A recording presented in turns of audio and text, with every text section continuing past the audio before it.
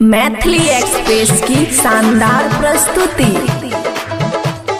खुशी recording studio बलुआहा। हेगे छोरी कहाँ तू जाची, हेगे छोरी कहाँ तू जाची, जहाँ जहाँ जाइबी हम वहाँ जाइबो, तोरा ले ले बिना हम नहीं छोड़बो, तोरा ले ले बिना हम नहीं छोड़बो, जहाँ जहाँ जाइबी हम वहाँ जाइबो, तोरा ले ले बिना हम नहीं छोड़बो। हेगे छोरी कहाँ तू जाची, हेगे छोरी कहाँ तू जाची, जहाँ जहाँ जाइबी हम वहाँ जाइबो, तोरा ले ले बिना हम नहीं छोड़बो। हेगे छोरी कहाँ तू जाची, डीजे योगेंद्र हरी भिट्टा, डीजे योगेंद्र हरी भिट्टा,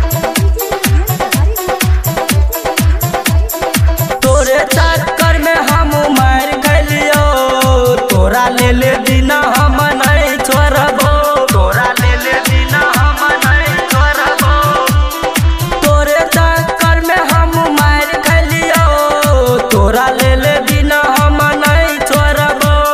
चाहे छोरी चल जाइए सुपरी न को वह करबो तोरा प्यार के सपोर्ट। हेगे छोरी कहाँ तू जाची, हेगे छोरी कहाँ तू जाची, कहाँ तू जाची,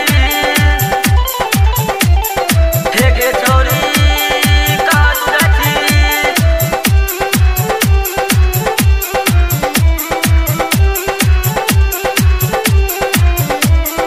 राइटर अमित तब दिल को गैर, बादल बवाली पकड़े तो तोरा यार, बादल बवाली पकड़े तो तोरा यार। राइटर अमित तब दिल को गैर, बादल बवाली पकड़े तो तोरा यार।